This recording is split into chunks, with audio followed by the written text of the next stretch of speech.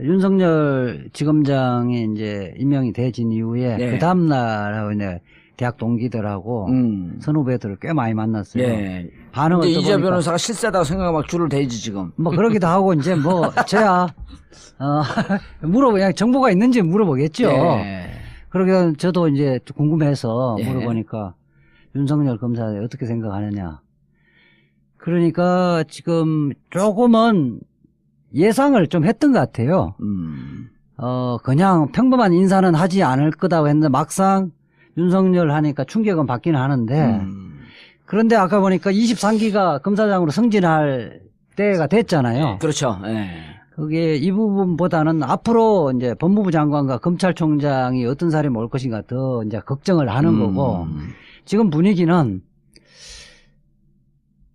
딱 들어오면서 우병우 라인 사람들은 계속 버티기 힘들지 않겠느냐. 그렇죠. 네. 그 시그널이 강했죠. 그래서 제한테 이야기하는 건 나는 우병우 라인이 아니다. 서로 아니라는 거예요. 네. 그리고 다른 사람은 쟤는 우병우 라인이라는 거야. 그래서 제한테 이야기하는 사람은 제3자가 볼 때는 우병우 라인의 한 사람이라고 보는데 자기는 아니다. 자기는 아니니까 야, 그 우병우 라인들은 이제 더 이상 근무하기 어려울 거 아니냐라면서 굉장히 웃으면서 이야기를 하더라고.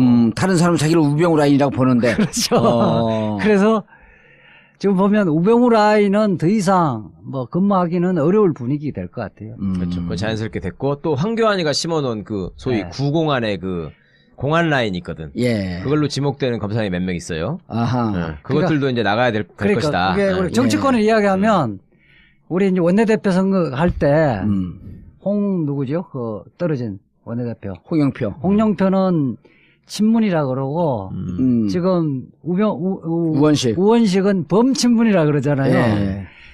우병우파가 있는 거고 범우병우파는 황교안파를 다 포함하는 거야. 그래서 예컨대 지금 대검의 그 공안부장 점정식이라든지 네.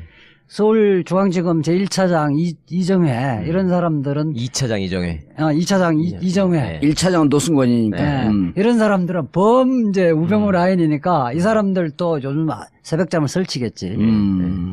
그러니까 그 말하자면 우병우 라인들은 아마 지금은 피똥싸고 있을 거예요. 그 다른 한편으로는 또 무슨 반응이 있냐면요. 검사들이 현 상황에서 지금 검찰개혁에 어떻게 저항하고 이거를 저지할 것인가 보다는 내가 어떻게 될 것인가에 대해 훨씬 관심이 많거든요. 자기 인사에. 이미 검찰 진압은 성공을 한 거네. 그렇죠. 거의 지금 90% 성공한 거예요. 그러면서 무슨 생각을 또 하고 있냐면요. 자, 윤석열 검사를 중앙지검장이 임명하고 예. 그러고 나서 얼마 안 지나가지고 검찰국장에 박규택 검사장을 임명하고 그러고 나서 대검차장 법무부 차관에 지극히 무난한 사람을 임명하는 걸 보니까 한편으로 안심이 되면서도 한편으로는 이거는 지금 검찰 내부를 정확히 아는 사람이 지금 사람을 받고 있다. 보내고 있다. 이거에 대한 두려움이 또 생긴 거야. 이게 얘들이 인사 처리되면 항상 줄을 대가지고 이번 인사를 누가 좌우하느냐 그 실세를 찾아다닌단 말이죠. 근데 지금 누가 하는지도 모르죠. 지금은 조국 선수가 검찰 출신이 아니기 때문에 이게 줄이 안 되는 거야. 그죠? 민정수석실에 대려고 해봤자 그럼 끼케야 지금 박형철 반부패 비서관 그 하나가 검찰 출신인데 그렇죠. 윤석열 밑에 있었던. 근데 박형철이는 아무 얘기를 안 하고 그렇다고 해서 박형철이 지금 예를 들면 뭐 윤석열을 중앙지검장 보냈겠습니까? 그럴 제비가 안 되잖아요. 그러니까 너무 이게 지금 궁금하고 불안하고 막 이런 거야. 자기들 뱃속까지 다 들여다보고 있구나. 이게. 박형철인데 전화를 못 할 거냐. 야, 그런데다가 조국 민정수석 하나만 있지 민정비서관이 들어온 것도 없어.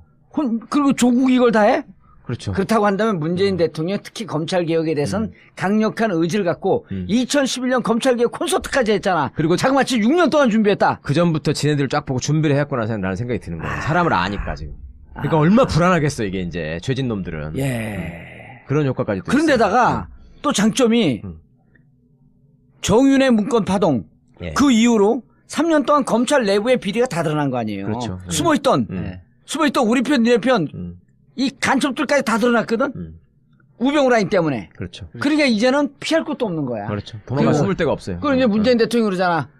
지난 9년 동안 너희들이 뭔 일을 한지 다 알고 있다. 다 알고 있다. 벌초를 하러 가요? 그러면 내가 직접 하지 벌초를 하러 가면 이제 산속에, 보통 그 시골 가면 선산들이 야산에 이렇게 있잖아요. 저희들 같은 경우는 이제 그게 칡넝쿨이 많은데 칡넝쿨 보면 처음에 가면 엄청나게 많잖아요. 칡넝쿨도 어떤 부위를 딱 잡아서 당기면 쫙 한 번에 쫙 빠지네. 빠진단 말이에요. 어? 아주 좋은 놈만 하는 거야 이건. 그렇지. 그러니까 지금 딱 그 조국 수석이 그렇게 이야기했잖아요. 정윤의 문건 이야기를 했잖아요. 거기가 핵심이거든. 칡넝쿨을 아주 효과적으로 한 방에 딱 당겨버리면 줄줄이 다 따라 나오는 거거든. 우병우 라인 딱 당겨버리면 다 나오는 거예요. 그렇지. 정윤의 문건, 정윤의 문건과 그다음 통화는 있잖아요. 그 우병우가 안태근과의 통화했다고 통화 내용이 안 나오잖아요.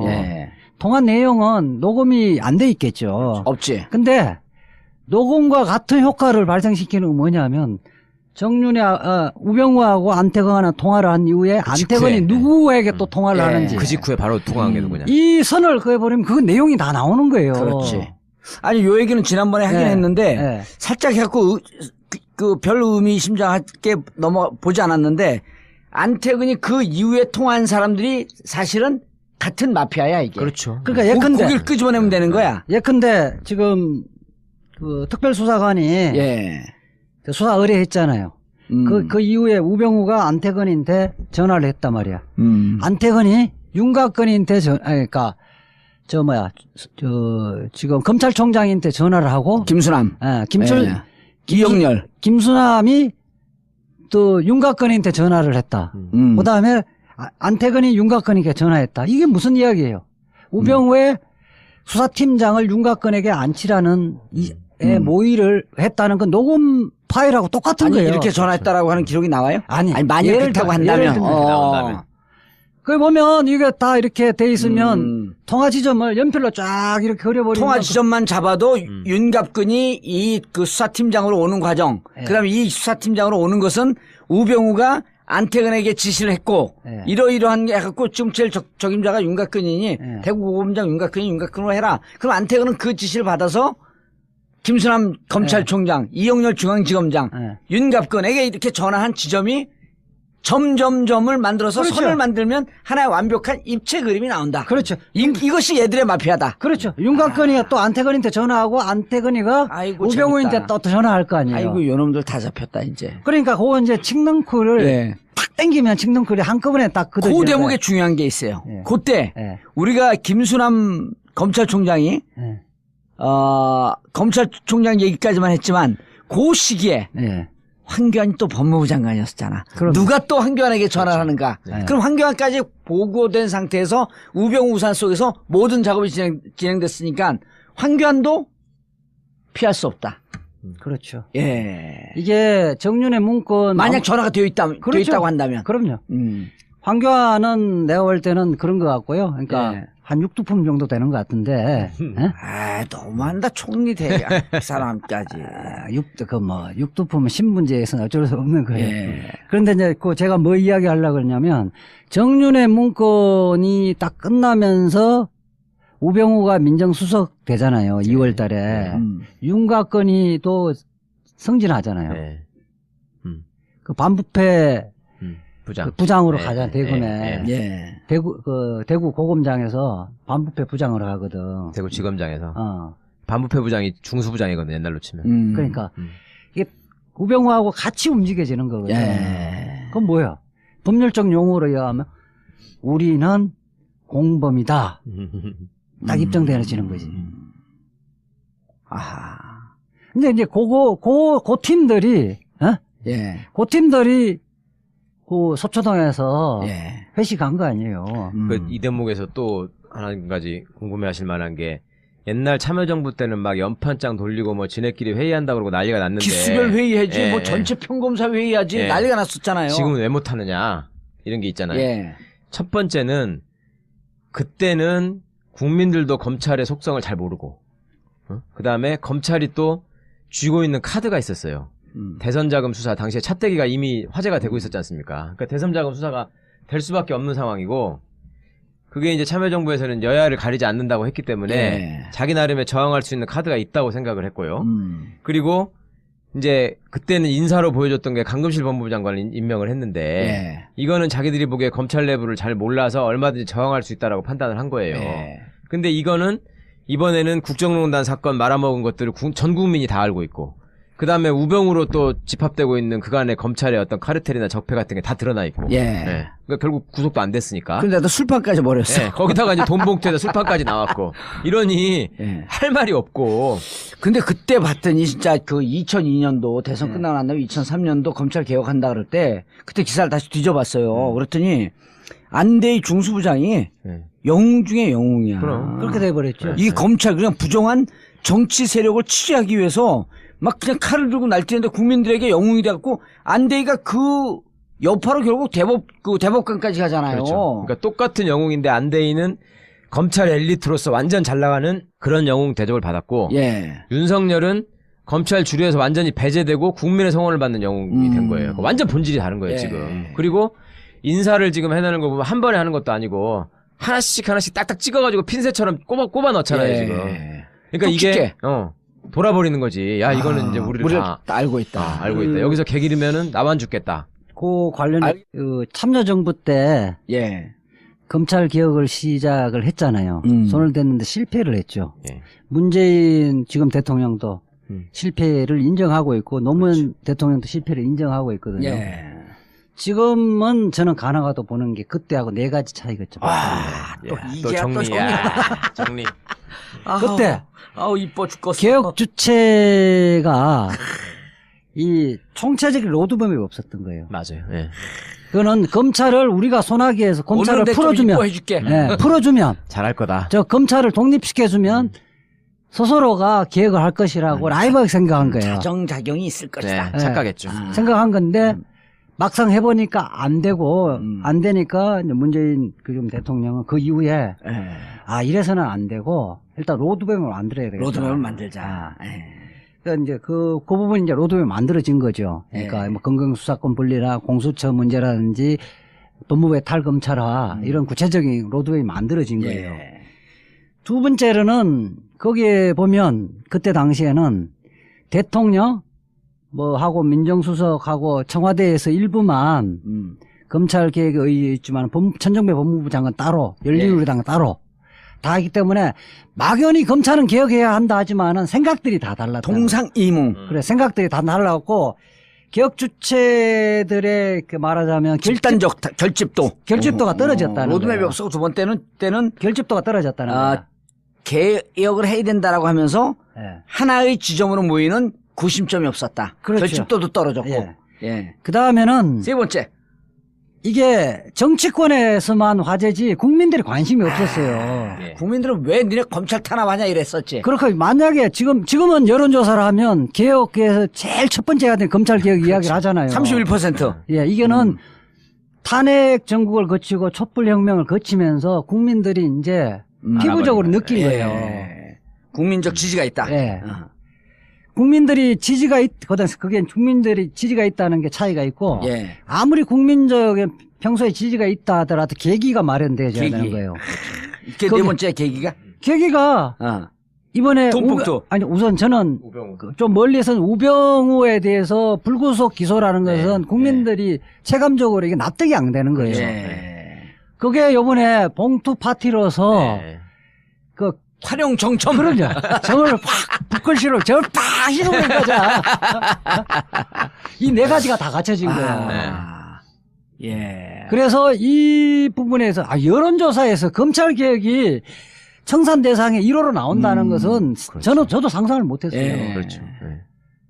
국민들의 뼛속까지 검찰 개혁 다 생각하고 있는 거예요. 다시 논리적으로는 설명 못하지만 검찰 제대로 안 되겠다. 안 되겠다. 이 공감대는 있다는 거예요. 그래서 이 부분은 잘 그 프로그램을 잘 작동을 시키면 저는 뭐 적어도 내년 지방선거까지는 의지만 갖고 밀어붙이면 해낼 수 있다는 저는 거죠. 거기다 추가로 하나만 더 감히 덧붙이자면 왜 지피지기를 해야지 이기는 거잖아요. 우리는 검찰을 아주 자세히 알고 있는데 검찰은 새 정권을 몰라. 로드맵도 모르고 누가 뭘 어떻게 하는지도 몰라. 이게 아주 결정적이에요. 지네 사람을 심을 수도 없어 지금은. 근데 이게 왜 네 개가 있는 줄 알았는데 딱 네 개를 들으면서 우리가 대한민국이 지금 흥하려고 그러잖아요. 네. 대한민국의 상징이 뭐예요? 태극기? 태극기. 태극기의 사괴가 뭐야? 건곤감리. 예. 그 네 가지 요소라고 하는 것은 이 하나하나가 건곤감리. 예, 하늘, 땅, 물, 불. 이 네 가지 요소가 딱 해갖고 지금 대한민국이 기운이 흥하려고 하는 이 시점에 검찰 개혁이 네 가지 요소를 갖췄다. 건곤감리의 방정식이다. 그러니까 그 쉽게 이야기하면 국민들도 예. 이제 뭐 약물을 투여해 갖고 그 뭐 이걸 고칠 병이 아니고 이미 수술대에 올려서 대수술을 해야 된다고 생각을 하기 때문에 여론조사에서 제일 첫 번째 과제로 나오는 거예요. 예. 그리고 지금 윤석열 그 중앙지검장 네. 이건 진짜 일타 쌍피인 게 일단 검찰 개혁도 있잖아요. 그 다음에 특검이 자칫 잘못하게 되면 공소유지가 안 돼서 이제까지 기소하고 구속한 사람들 줄줄이 무죄로 나오게 되면 그렇죠. 이 정권의 정통성은커녕 정권 개혁의 동력을 완전히 상실해버리는 거예요. 예. 근데 특검에서 직접 수사했던 뭐 수사 반장이야 뭐야? 수사팀장. 수사팀장이 중앙지검장으로 왔으니 나는 이 그 국정농단 세력들도 바들바들 떨고 있을 것 같아. 그렇죠. 그리고 이제는 특검이 검사들 한 10명 남아갖고 이제 공소유지를 하고 그래야 되는데 이거 갖고 과연 저 태평양 사단을 어떻게 이길 것인가 전전긍긍하고 싶다가 이제는 어떻게 됐어요? 검찰 총 몇 명이 2,000명 몇 명이야 검찰이? 중앙지검 검사가 230명. 230명 대 태평양 붙어라 이거야. 이 총동원 해갖고 재판을 해버리는데. 우선 그렇죠. 이제 당장에 말하자면 수비를 해야 되는 부분은 예. 공소유지가 굉장히 중요한 거고 예. 지금 그 말해 봉투 파티에서도 드러났듯이 예. 실질적으로 특수본의 핵심 수사 인력들이 그 봉투를 받았던 사람들이란 말이에요. 그 식당에 가서 네. 특수본 핵심 인력이라고 하면서 사람들이 오해할 수 있으니 우병우 사건을 결국은 덮었던. 우병우뿐만 아니라 그 팀들이 박근혜 또 수사를 했던 거예요. 그렇죠. 1차 했고 2차에서도 수사를 했잖아. 네, 수사를 제일 하고 핵심적인 게 우병우 사건을 그냥 덮고 불구속 하게끔 방조한 거죠. 아, 그렇죠. 방조한 그 세력들. 그러니까 우병우 사건뿐만 아니라 박근혜, 예. 최순실, 예. 이재용에 대한 공소유지도 그 사람들이 다 한단 말이에요. 그럼 이 사람들이 무죄로 슬금슬금 열심히 하는 척하면서 무죄로 갈 위험성이 높았던 사건이네. 아, 당연하죠. 지금 거기 가서 수사했다고 그 검찰국장이 돈봉투 70만 원, 100만 원 주는 거 넙석 덜렁 받아갖고 인마이 포켓했던 사람인데. 나 받으려면 공 하나 더 붙여야지. 네. 아니 그랬던 사람인데 그 사람들이 과연 대한민국의 정의를 세우고 정의를 바로 세우기 위해서 불철주야로 노력해서 공소유지하겠느냐는 거예요. 공소유지라 하면 기소한 사람들을 유죄로 끌어내는 그러한 그렇죠. 노력. 공소사실이 공소장의 공소사실이 증거에 다 부합해서 결국 책임을 질 수밖에 없다. 이 대목도 무척 중요해요. 이런 결론을 내려야 되는데 저는 우리 그 문재인 대통령이 직접 설명했잖아요. 기자들의 그 브리핑에 대해서. 네. 공소유지도 필요하고 보강수사도 해야 된다. 그 부분을 이야기했던 부분은 저는 그 부분은 방어적 측면이라고 보고요. 예. 더욱더 중요한 부분은 공격적 측면. 그거는 뭐냐면 제대로 된 검사가 수사를 하면 검찰이 어떻게 변화된다는 걸 보여준다는 거예요. 예컨대 그 국민들이 병남기 농민이 물대포에서 사실상 최소한은 살인이든 아니면 과실치사든 그것은 명백한데도 불구하고 한 발짝도 수사를 안 나갔잖아요. 예.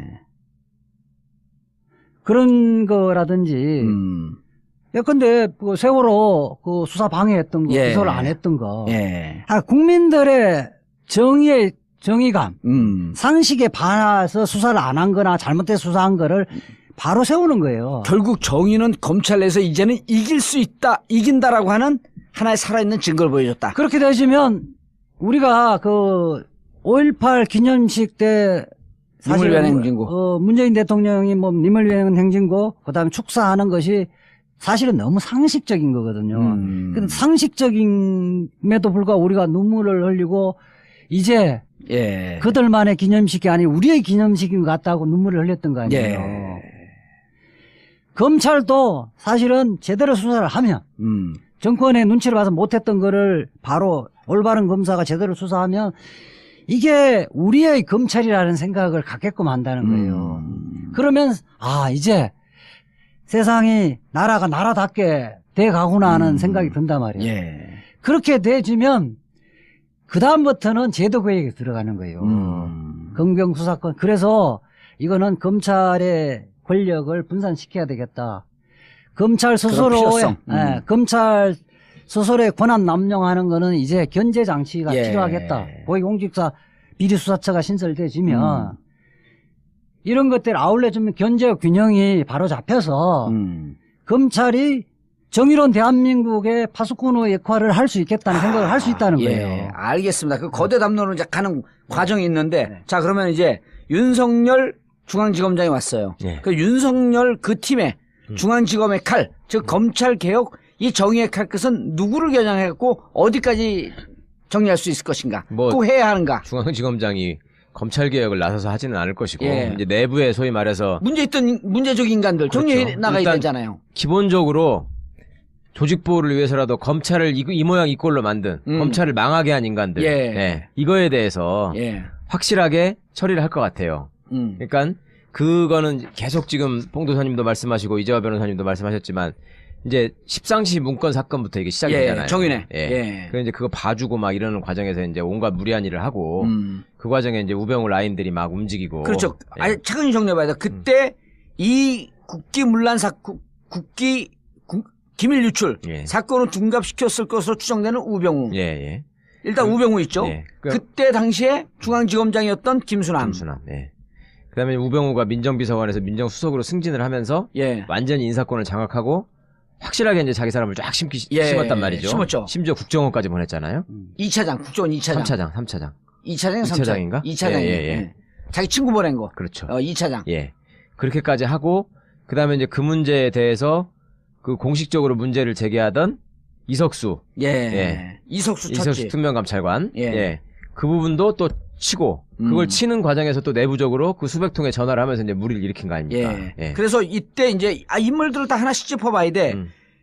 김수남이 이거 덮는 와중에 예. 이때 그 법무부 장관 누구예요? 황교안. 황교안. 어쨌든 여기도 빗나가든 네. 정공법으로 나가든 빠져나갈 수가 없는 거 아니에요. 그다음에 우병우 검찰국장 우병우 라인 대표적인 안태근. 네. 자기는 검찰국장으로 앉힌 거죠. 그렇죠.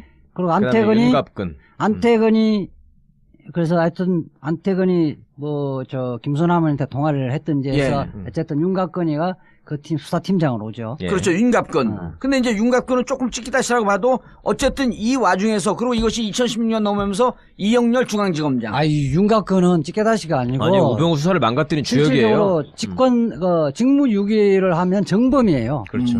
죄송합니다. 윤곽근은 찍기다시라고 윤곽근을 무시했던. 그렇죠. 무시했죠. 저는 반성하고 윤곽근에게 사과의 편지를 보내도록 하겠습니다. 아니, 그러니까 이 초동 수사를 망가뜨린 장본인 윤곽근이잖아요. 전화통화 내역도 조사를 안 했다는 거 전화통화 아니에요. 내역이나 최소한 압수수색이라든지 예. 기초적인 압수수색을 다 해야 되는 휴대전화도 안 뺏었잖아, 심지어. 그런 게 특검에 예. 그러면 그 우병우 수사 기록을 넘겨달라니까 깡통이었잖아요. 없었어. 빵이었죠, 빵. 자, 이영렬도 중앙지검장까지 나왔어요. 자, 그리고 이제 이거로 끝나는 것이 아니고 이때 십상시 문건으로 또 거슬러 올라가면 안봉근, 이재만.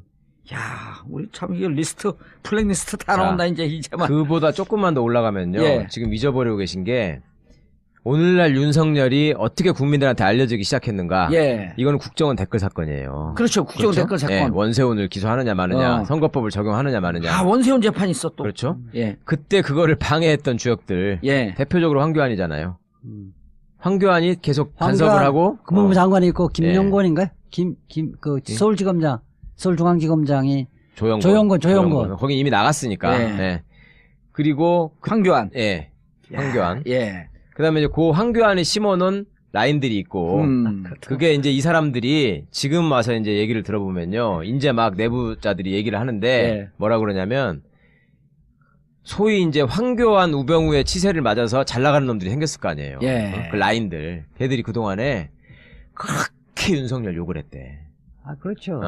이제 끈떨어진 사람이니까 저건 조직의 적이고 저런 사람들 때문에. 야, 안 나가고 버티길 잘했구나. 그건요, 안 나가니 버티는 게요. 저는 윤석열, 사실 종편에 제가 나간 게 딱 두 가지. 최동욱 옹호하고 윤석열 옹호를 하기에 그때 당시엔 종편에 굉장히 많이 나갔었는데, 윤석열은 제가 2003년도 잠깐 나라정금 사건을 같이 공동 변론한 인연으로 그 이후에는 본 적이 없어요. 예.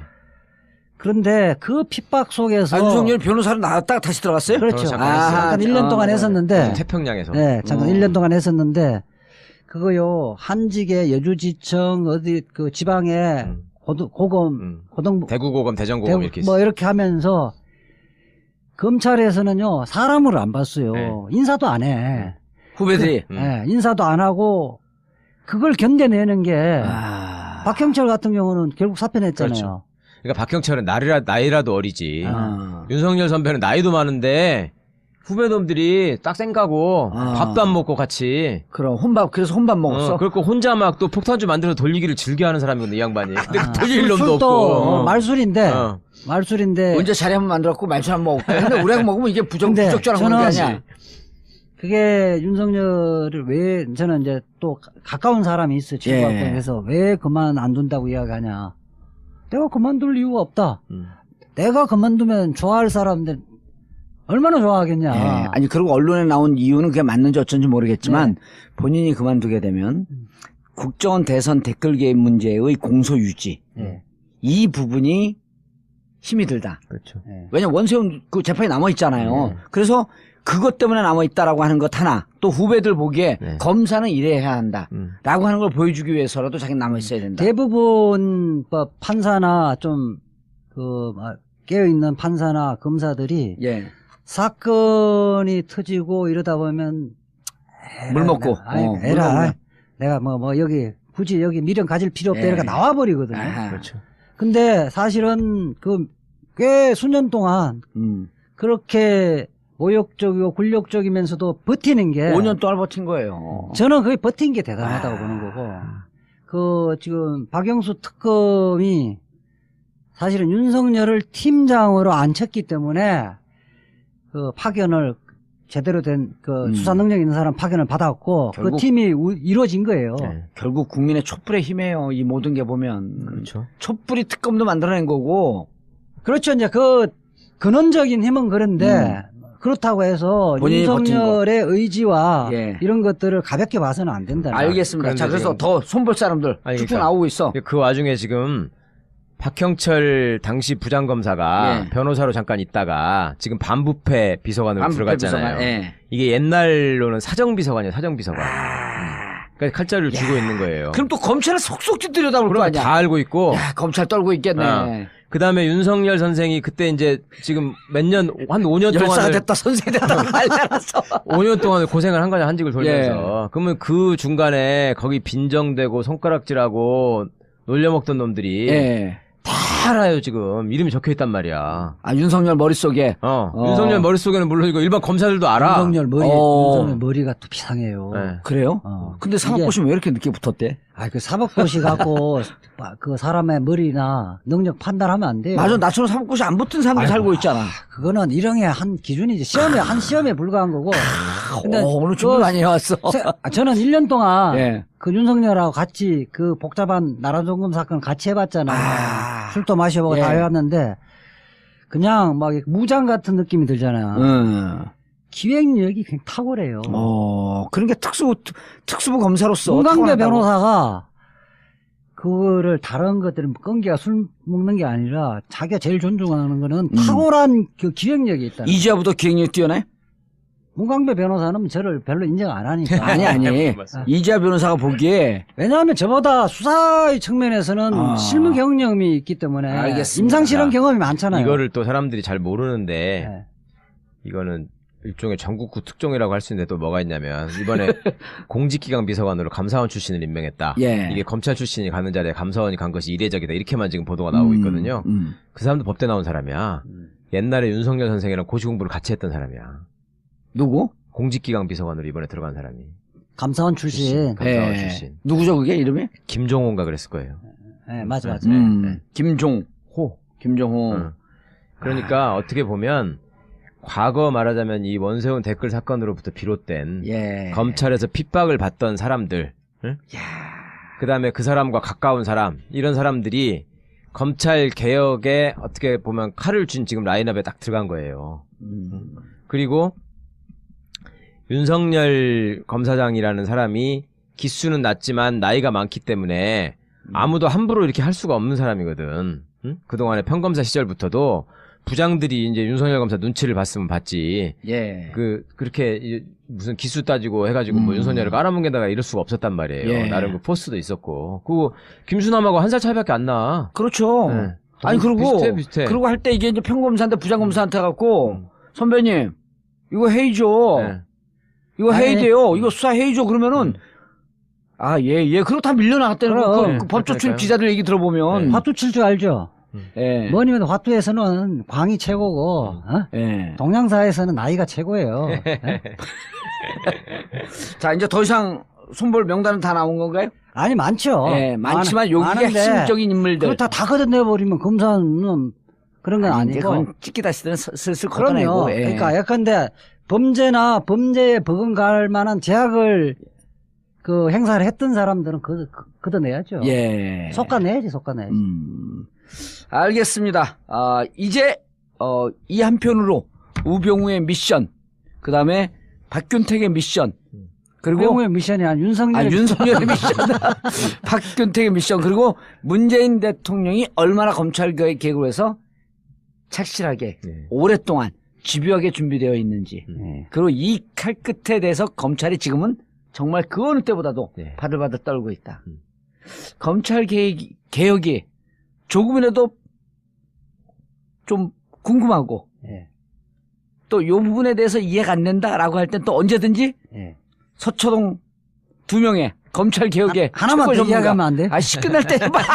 해 빨리. 하나면 제가 그 수뇌부에서 예. 고검장급에서 내가 어떻게 반응하는가 하나 체크를 해봤는데 지금처럼 검사의 대화처럼 예. 집단적인 반발이 있겠냐 하니까 자기는 100% 아니다. 절대 없어, 절대. 있을 수 없지 이 자, 정도 우선 되면. 그때하고 달리 예. 검찰이 셀러리맨화가 됐다는 거예요.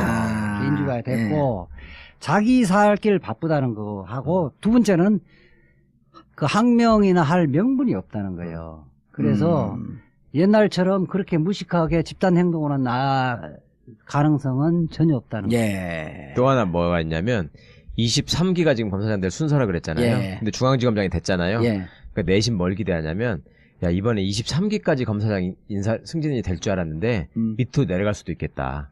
이런 꿈에 24기, 부풀어 있어 25기. 이것들이요. 그래가지고 우회 쳐다보느라고 지금 내가 어떻게 될 수 있는 요거 바쁘지 무슨 지네들이 어디 누구를 규합하고 이럴 수 있는 상황이 아니에요. 그리고 알겠습니다. 이게 막차라고 생각하잖아. 아. 검찰 개혁되면 힘이 빠질 거 아니에요 조직이. 그러네. 그러니까 힘 있을 때 해먹을 수 있는 마지막 상황이라고 생각하기 때문에 예. 이권을 보더라도 얘들이 지금 그렇게 못 묻힌단 말이죠. 알겠습니다. 검찰은 이제 묻힐 수 없고 이제는 검찰 개혁의 칼날은 검찰 중심부 폐부에 깊숙한 곳으로.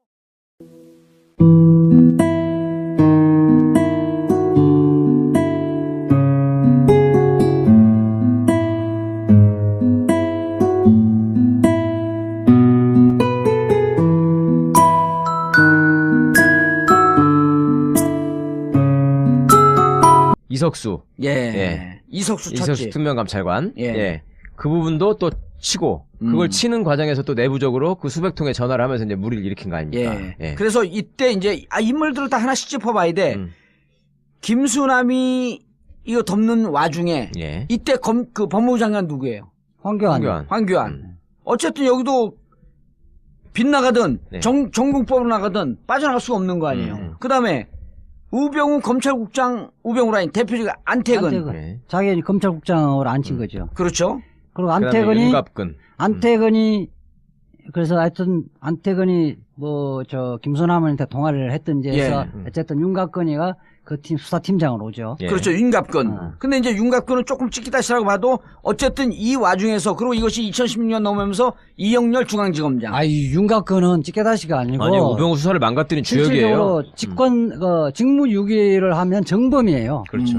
죄송합니다. 윤곽근은 찍기다시라고 윤곽근을 무시했던 그렇죠. 무시했죠. 저는 반성하고 윤곽근에게 사과의 편지를 보내도록 하겠습니다. 아니, 그러니까 이 초동 수사를 망가뜨린 장본인 윤곽근이잖아요. 전화 통화 내역도 조사를 안 했다는 거 전화 아니에요? 내역이나 최소한 압수수색이라든지 예. 기초적인 압수수색을 다 해야 되는데. 휴대전화도 안 뺏었잖아, 심지어. 그러니까 특검에 예. 그러면 그 우병우 수사 기록을 넘겨달라니까 깡통이었잖아요. 없었어. 빵이었죠, 빵. 자, 이영렬도 중앙지검장까지 나왔어요. 자, 그리고 이제 이거로 끝나는 것이 아니고 이때 십상시 문건으로 또 거슬러 올라가면 안봉근, 이재만.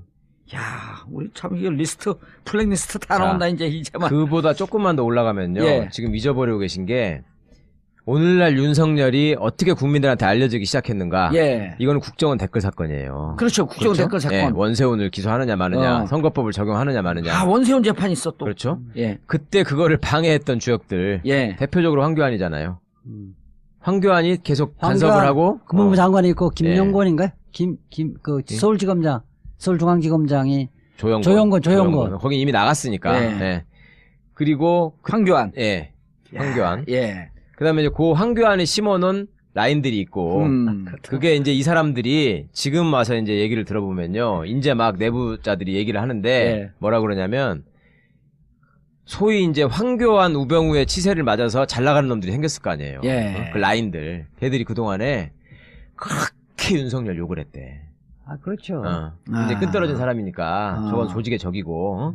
저런 사람들 때문에. 야, 안 나가고 버티길 잘했구나. 그럼요. 안 나가니 버티는 게요. 저는 윤석열, 사실 종편에 제가 나간 게 딱 두 가지. 최동욱 옹호하고 윤석열 옹호를 하기에 그때 당시엔 종편에 굉장히 많이 나갔었는데, 윤석열은 제가 2003년도 잠깐 나라정금 사건을 같이 공동변론한 인연으로 그 이후에는 본 적이 없어요. 예. 그런데 그 핍박 속에서. 윤석열 변호사로 나왔다가 다시 들어갔어요? 그렇죠. 잠깐 1년 동안 했었는데. 태평양에서. 네, 잠깐 1년 동안 했었는데, 그거요, 한직의 여주지청, 어디, 그 지방에 고검, 대구고검, 대전고검 이렇게 뭐 이렇게 하면서, 검찰에서는요, 사람을 안 봤어요. 네. 인사도 안 해.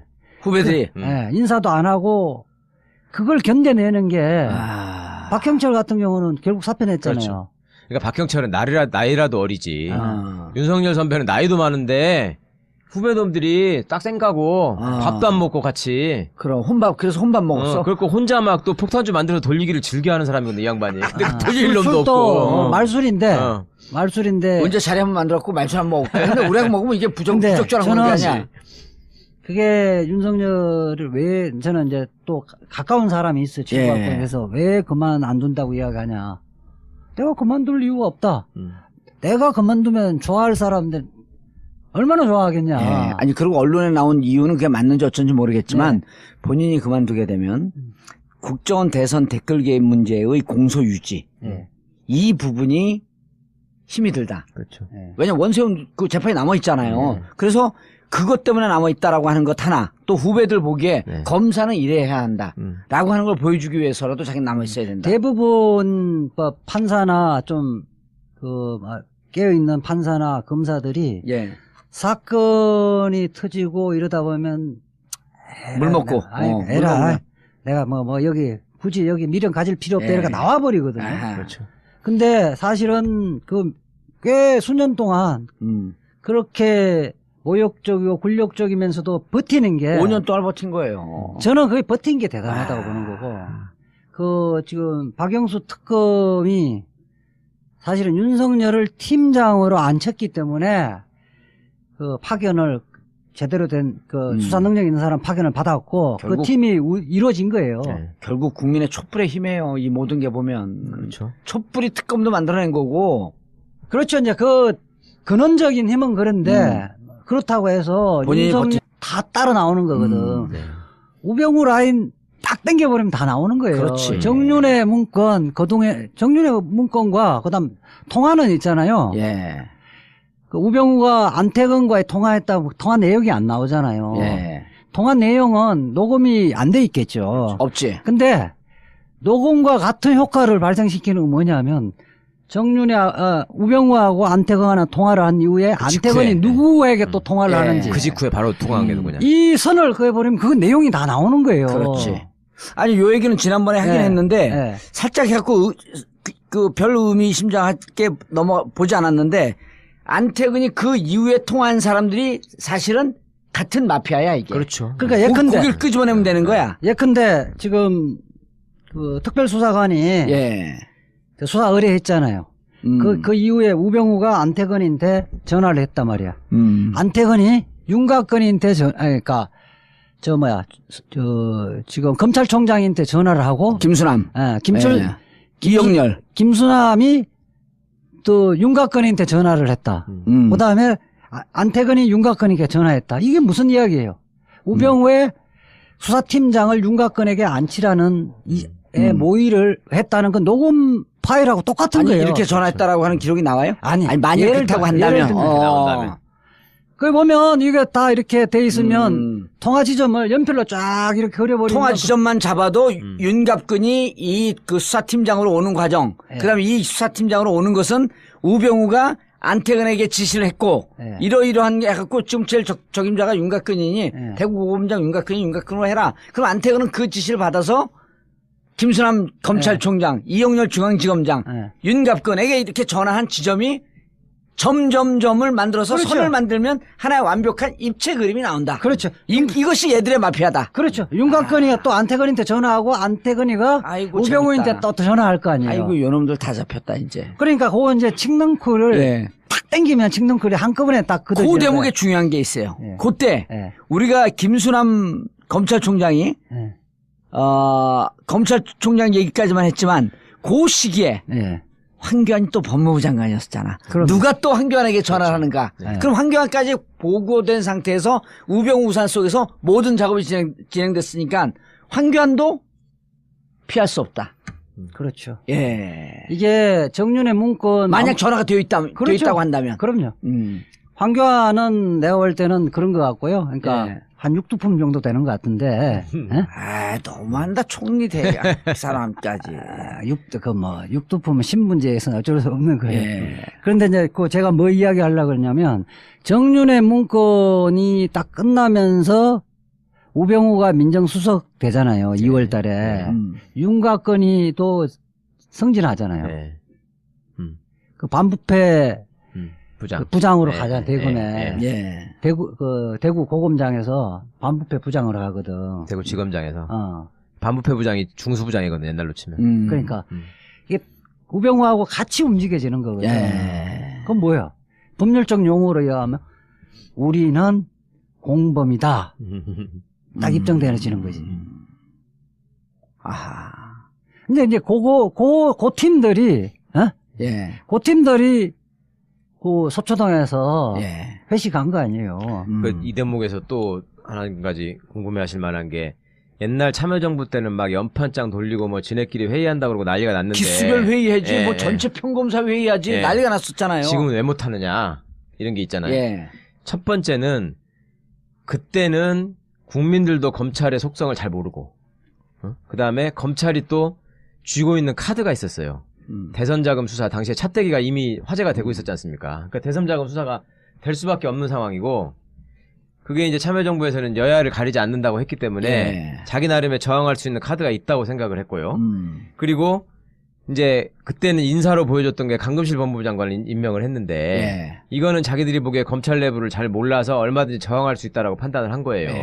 근데 이거는 이번에는 국정농단 사건 말아먹은 것들을 전 국민이 다 알고 있고 그 다음에 우병우로 또 집합되고 있는 그간의 검찰의 어떤 카르텔이나 적폐 같은 게 다 드러나 있고. 그러니까 결국 구속도 안 됐으니까. 근데도 술판까지 버렸어. 거기다가 이제 돈 봉투에다 술판까지 나왔고. 이러니 할 말이 없고. 근데 그때 봤더니 진짜 그 2002년도 대선 끝나고 난 다음에 2003년도 검찰 개혁한다 그럴 때 그때 기사를 다시 뒤져봤어요. 그랬더니 안대희 중수부장이 영웅 중에 영웅이야. 그럼 그렇게 돼버렸죠. 이 검찰 그냥 부정한 정치 세력을 취재하기 위해서 막 그냥 칼을 들고 날뛰는데 국민들에게 영웅이 돼갖고 안대희가 그 여파로 결국 대법관까지 가잖아요. 그렇죠. 그러니까 똑같은 영웅인데 안대희는 검찰 엘리트로서 완전 잘 나가는 그런 영웅 대접을 받았고 윤석열은 검찰 주류에서 완전히 배제되고 국민의 성원을 받는 영웅이 된 거예요. 완전 본질이 다른 거예요 지금. 그리고 인사를 지금 해내는 거 보면 한 번에 하는 것도 아니고 하나씩 딱딱 찍어가지고 핀셋처럼 꼽아 넣잖아요 지금. 그러니까 이게 돌아버리는 거지. 야 이거는 이제 우리를 다 알고 있다. 알고 있다. 여기서 개기르면은 나만 죽겠다. 그 관련해 참여정부 때 검찰 개혁을 시작을 했잖아요. 손을 댔는데 실패를 했죠. 예. 문재인 지금 대통령도 실패를 인정하고 있고 노무현 대통령도 실패를 인정하고 있거든요. 예.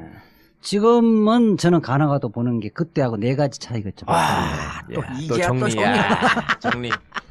그때 아우 이뻐 죽겠어. 개혁 주체가 이 총체적인 로드맵이 없었던 거예요. 맞아요. 예. 그거는 검찰을 우리가 손아귀에서 검찰을 풀어주면, 해줄게. 풀어주면 잘할 거다. 저 검찰을 독립시켜주면 스스로가 개혁을 할 것이라고 라이브하게 생각한 거예요. 자정작용이 있을 것이다. 네, 착각했죠. 생각한 건데 막상 해보니까 안 되고 안 되니까 이제 문재인 그 대통령은 그 이후에 이래서는 안 되고 일단 로드맵을 만들어야 되겠다. 로드맵을 만들자. 그러니까 이제 그 부분이 이제 로드맵이 만들어진 거죠. 그러니까 뭐 검경수사권 분리나 공수처 문제라든지 법무부의 탈검찰화 이런 구체적인 로드맵이 만들어진 거예요. 두 번째로는 거기에 보면 그때 당시에는 대통령 뭐 하고 민정수석하고 청와대에서 일부만 검찰 개혁에 의했지만 천정배 법무부 장관 따로 열린우리당 따로 다 하기 때문에 막연히 검찰은 개혁해야 한다 하지만은 생각들이 다 달랐다. 동상이몽. 그래 생각들이 다 달랐고 개혁 주체들의 그 말하자면 결집도가 떨어졌다는 로드맵이 거예요. 없었고 두 번째는 결집도가 떨어졌다는 거예요. 개혁을 해야 된다라고 하면서 하나의 지점으로 모이는 구심점이 없었다. 그렇죠. 결집도도 떨어졌고. 그 다음에는 세 번째.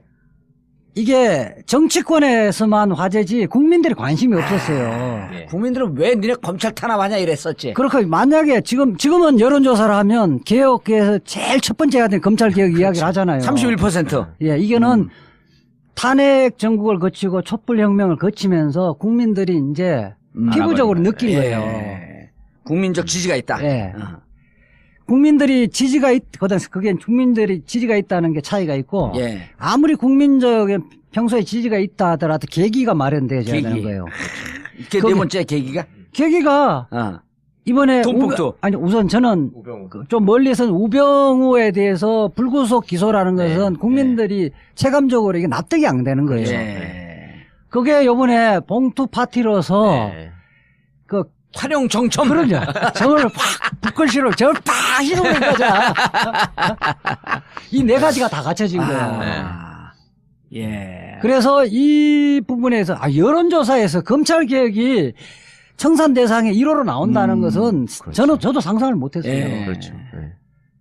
국민들의 뼛속까지 검찰 개혁 다 생각하고 있는 거예요. 다시 논리적으로는 설명 못하지만 검찰 제대로 안 되겠다. 안 되겠다. 이 공감대는 있다는 거예요. 그래서 이 부분은 잘 그 프로그램을 잘 작동을 시키면 저는 뭐 적어도 내년 지방선거까지는 의지만 가지고 밀어붙이면 해낼 수 있다는 저는 거죠. 거기다 추가로 하나만 더 감히 덧붙이자면 왜 지피지기를 해야지 이기는 거잖아요. 우리는 검찰을 아주 자세히 알고 있는데 검찰은 새 정권을 몰라. 그렇지. 로드맵도 모르고 누가 뭘 어떻게 하는지도 몰라. 이게 아주 결정적이에요. 지네 사람을 심을 수도 없어 지금은.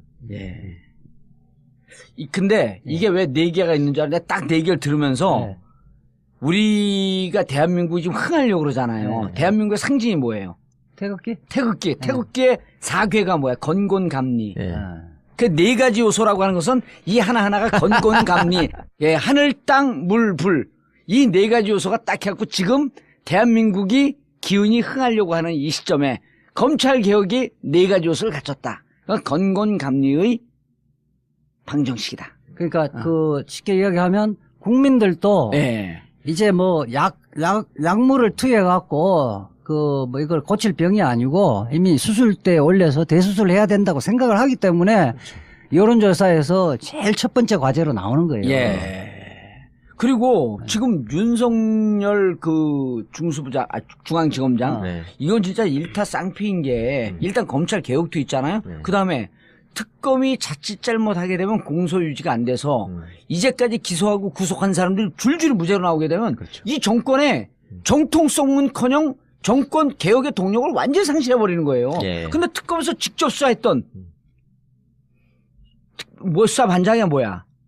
수사팀장이 중앙지검장으로 왔으니 나는 이 그 국정농단 세력들도 바들바들 떨고 있을 것 같아. 그렇죠. 그리고 이제는 특검이 검사도 한 10명 남아갖고 이제 공소유지를 하고 그래야 되는데 이거 갖고 과연 저 태평양 사단을 어떻게 이길 것인가 전전긍긍하고 싶다가 이제는 어떻게 됐어요. 검찰 총 몇 윤석열 지검장이 이제 임명이 되진 이후에 네. 그 다음날 이제 대학 동기들하고 선후배들을 꽤 많이 만났어요. 네. 반응을 이제 이재 떠보니까 변호사가 실세다고 생각하고 막 줄을 대지 지금. 뭐 그러기도 하고 이제 뭐 저야 그냥 정보가 있는지 물어보겠죠. 네. 그러게 저도 이제 궁금해서 네. 물어보니까 윤석열 검사 어떻게 생각하느냐. 그러니까 지금 조금은 예상을 좀 했던 것 같아요. 그냥 평범한 인사는 하지 않을 거다고 했는데 막상 윤석열 하니까 충격은 받기는 하는데 그런데 아까 보니까 23기가 검사장으로 승진할 때가 됐잖아요. 그렇죠. 네. 그게 이 부분보다는 앞으로 이제 법무부 장관과 검찰총장이 어떤 사람이 올 것인가 더 이제 걱정을 하는 거고 지금 분위기는 딱 들어오면서 우병우 라인 사람들은 계속 버티기 힘들지 않겠느냐. 그렇죠. 네. 그 시그널이 강했죠. 그래서 제인테 이야기하는 건 나는 우병우 라인이 아니다. 서로 아니라는 거예요. 네. 그리고 다른 사람은 쟤는 우병우 라인이라는 거야. 그래서 제인테 이야기하는 사람은 제3자가 볼 때는 우병우 라인의 한 사람이라고 보는데 자기는 아니다. 자기는 아니니까 그 우병우 라인들은 이제 더 이상 근무하기 어려울 거 아니냐라면서 굉장히 웃으면서 이야기를 하더라고. 다른 사람은 자기를 우병우 라인이라고 보는데. 그렇죠. 그래서 지금 보면 우병우 라인은 더 이상 뭐 근무하기는 어려울 분위기 될 것 같아요. 그렇죠. 그거 자연스럽게 됐고 또 황교안이가 심어놓은 그 소위 네. 구공안의 그 공안 라인이 있거든. 예. 그걸로 지목되는 검사님이 몇 명 있어요. 아하. 네. 그것들도 이제 나가야 될 그러니까 것이다. 그게 네. 우리 정치권을 이야기하면 우리 이제 원내대표 선거 할 때 누구죠? 그 떨어진 원내대표. 홍영표는 친문이라 그러고 지금 우원식은 범친문이라 그러잖아요. 예. 우병우파가 있는 거고 범우병우파는 황교안파를 다 포함하는 거야. 그래서 예컨대 지금 대검의 그 공안부장 정정식이라든지 네. 서울중앙지검 제1차장 이정회 이런 사람들은 2차장 이정회. 2차장 이정회 네. 1차장은 노승권이니까. 네. 이런 사람들은 범 우병우 라인이니까 이 사람들도 요즘 새벽잠을 설치겠지. 그러니까 그 말하자면 우병우 라인들은 아마 지금은 피똥싸고 있을 거예요. 다른 한편으로는 또 무슨 반응이 있냐면요. 검사들이 현 상황에서 지금 검찰개혁에 어떻게 저항하고 이거를 저지할 것인가 보다는 내가 어떻게 될 것인가에 대해 훨씬 관심이 많거든요. 자기 인사에. 이미 검찰 진압은 성공을 한 거네. 그렇죠. 거의 지금 90% 성공한 거예요. 그러면서 무슨 생각을 또 하고 있냐면요. 자, 윤석열 검사를 중앙지검장이 임명하고 예. 그러고 나서 얼마 안 지나가지고 검찰국장에 박규택 검사장을 임명하고 예. 그러고 나서 대검차장 법무부 차관에 지극히 무난한 사람을 임명하는 걸 보니까 한편으로 안심이 되면서도 한편으로는 이거는 지금 검찰 내부를 정확히 아는 사람이 지금 사람을 받고 있다. 보내고 있다. 이거에 대한 두려움이 또 생긴 거야. 이게 얘들이 인사 처리되면 항상 줄을 대가지고 이번 인사를 누가 좌우하느냐 그 실세를 찾아다닌단 말이죠. 근데 지금 누가 하는지도 모르죠. 지금은 조국 선수가 검찰 출신이 아니기 때문에 예. 이게 줄이 안 되는 거야. 어허. 그죠? 민정수석실에 되려고 해봤자 예. 그럼 끼케야 지금 박형철 반부패 저 비서관 예. 그 하나가 검찰 출신인데 그렇죠. 윤석열 밑에 있었던. 예. 근데 박형철이는 아무 얘기를 안 하고 그렇다고 해서 박형철이 지금 예를 들면 뭐 윤석열을 중앙지검장 보냈겠습니까? 예. 그럴 제비가 안 되잖아요. 그러니까 너무 이게 지금 궁금하고 불안하고 막 이런 거야. 그렇다고 자기들 뱃속까지 다 다 들여다보고 보고 있구나 이게. 박형철인데 전화를 못 할 거냐. 야, 그런데다가 조국 민정수석 하나만 있지. 예. 민정비서관이 들어온 것도 없고. 그리고 조국 이걸 다 해? 그렇죠. 그렇다고 한다면 문재인 대통령 특히 검찰개혁에 대해서는 강력한 의지를 갖고 2011년 검찰개혁 콘서트까지 했잖아. 그리고 자그마치 6년 동안 준비했다. 그 전부터 지네들을 쫙 보고 준비를 해왔구나 라는 생각이 드는 거예요. 사람을 아니까 지금. 그러니까 얼마나 불안하겠어 이게 이제 죄진 놈들은. 예. 그런 효과까지. 또 그런데다가 또 장점이 정윤의 문건 파동 예. 그 이후로 3년 동안 검찰 내부의 비리가 다 드러난 거 아니에요. 그렇죠. 숨어있던 우리 편, 니네 편, 이 간첩들까지 다 드러났거든? 우병우 라인 때문에. 그렇죠. 그러니까 이제는 피할 것도 없는 거야. 그렇죠. 도망가 숨을 데가 없어요. 그리고 이제 문재인 대통령이 그러잖아. 지난 9년 동안 너희들이 뭔 일을 한지 다 알고 있다. 다 알고 있다. 벌초를 하러 가요? 그러면 내가 직접 하지 벌초. 벌초를 하러 가면 이제 산속에 보통 그 시골 가면 선산들이 야산에 이렇게 있잖아요. 저희들 같은 경우는 이제 그게 칡능쿨이 많은데 칡능쿨 보면 처음에 가면 엄청나게 많잖아요. 칡능쿨도 어떤 부위를 딱 잡아서 당기면 쫙 한 번에 쫙 빠지네. 빠진단 말이에요. 아주 좋은 놈만 아는 거야 이건. 그러니까 지금 딱 그 조국 수석이 그렇게 이야기했잖아요. 정윤의 문건 이야기를 했잖아요. 거기가 핵심이거든. 칡능쿨을 아주 효과적으로 한 방에 딱 당겨버리면 줄줄이 다 1,000명, 2,000명 몇 명 검찰. 중앙지검 검사가 230명. 230명대 태평양 붙을래 붙어라 이거야. 이 총동원 해갖고 재판을 해버리는데. 우선 그렇죠. 이제 당장에 말하자면 수비를 해야 되는 부분은 공소 유지가 굉장히 중요한 거고 지금 봉투 파티에서도 드러났듯이 실질적으로 특수본의 핵심 수사 인력들이 그 봉투를 받았던 사람들이란 말이에요. 그 식당에 가서. 특수본 핵심 인력이라고 하면서 사람들이 오해할 수 있으니 우병우 사건을 결국은 덮었던. 우병우뿐만 아니라 그 팀들이 박근혜 수사를 했던 거예요. 그렇죠. 1차 했고 2차에서도 수사를 했잖아. 수사를 제일 하고. 핵심적인 게 우병우 사건을 그냥 덮고 불구속 하게끔 방조한 거지. 그렇죠. 그 세력들.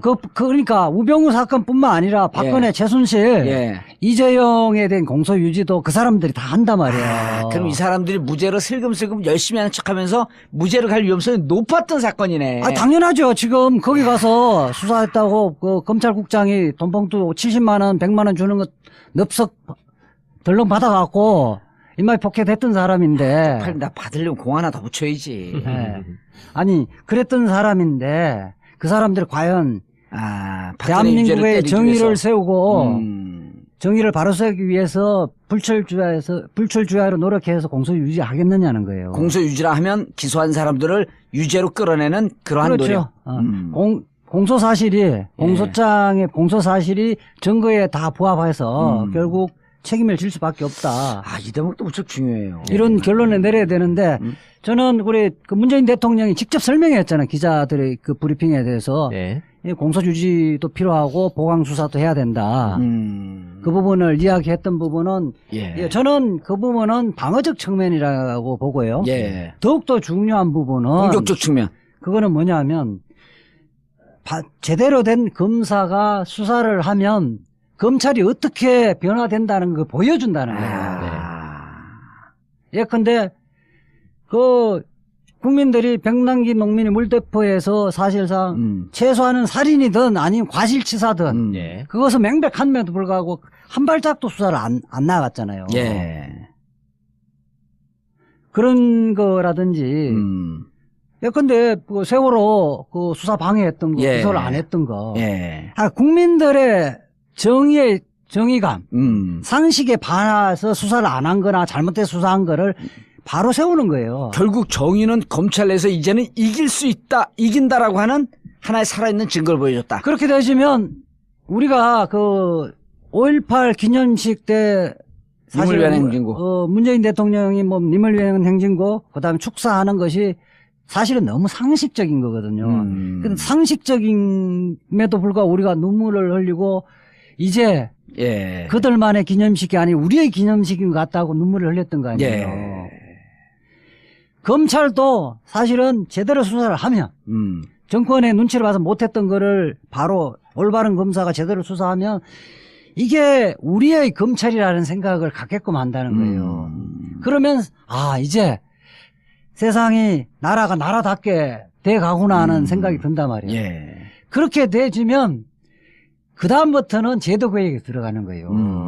검경수사권. 그래서 이거는 검찰의 권력을 분산시켜야 되겠다. 검찰 스스로의 검찰 스스로의 권한 남용하는 거는 이제 견제 장치가 필요하겠다. 고위공직자 비리수사처가 신설돼지면 이런 것들 아울러주면 견제 균형이 바로 잡혀서 검찰이 정의로운 대한민국의 파수꾼의 역할을 할 수 있겠다는 생각을 할 수 있다는 거예요. 알겠습니다. 그 거대 담론을 이제 가는 과정이 있는데 자 그러면 이제 윤석열 중앙지검장이 왔어요. 예. 그 윤석열 그 팀에 중앙지검의 칼, 즉 검찰 개혁 이 정의의 칼끝은 누구를 겨냥해갖고 어디까지 정리할 수 있을 것인가? 뭐 꼭 해야 하는가? 중앙지검장이 검찰 개혁을 나서서 하지는 않을 것이고 예. 이제 내부에 소위 말해서 문제적 인간들 정리해 그렇죠. 나가야 일단 되잖아요. 기본적으로 조직 보호를 위해서라도 검찰을 이 모양 이 꼴로 만든 검찰을 망하게 한 인간들 예. 예. 이거에 대해서 예. 확실하게 처리를 할 것 같아요. 그러니까 그거는 계속 지금 봉도사님도 말씀하시고 이재화 변호사님도 말씀하셨지만 이제 십상시 문건 사건부터 이게 시작이 예. 되잖아요. 정윤회. 예. 예. 그래서 이제 그거 봐주고 막 이러는 과정에서 이제 온갖 무리한 일을 하고 그 과정에 이제 우병우 라인들이 막 움직이고 그렇죠. 예. 아니 차근히 정리해봐야 돼. 그때 이 국기문란 사건, 기밀 유출 예. 사건을 둔갑시켰을 것으로 추정되는 우병우. 예, 예. 일단 우병우 있죠. 예. 그때 당시에 중앙지검장이었던 김수남. 예. 그다음에 우병우가 민정비서관에서 민정수석으로 승진을 하면서 예. 완전히 인사권을 장악하고 확실하게 이제 자기 사람을 쫙 예. 심었단 말이죠. 심었죠. 심지어 국정원까지 보냈잖아요. 2차장, 국정원 2차장. 3차장. 2차장이 2차장인가? 2차장. 예, 예. 자기 친구 보낸 거. 그렇죠. 2차장. 예. 그렇게까지 하고 그다음에 이제 그 문제에 대해서 그 공식적으로 문제를 제기하던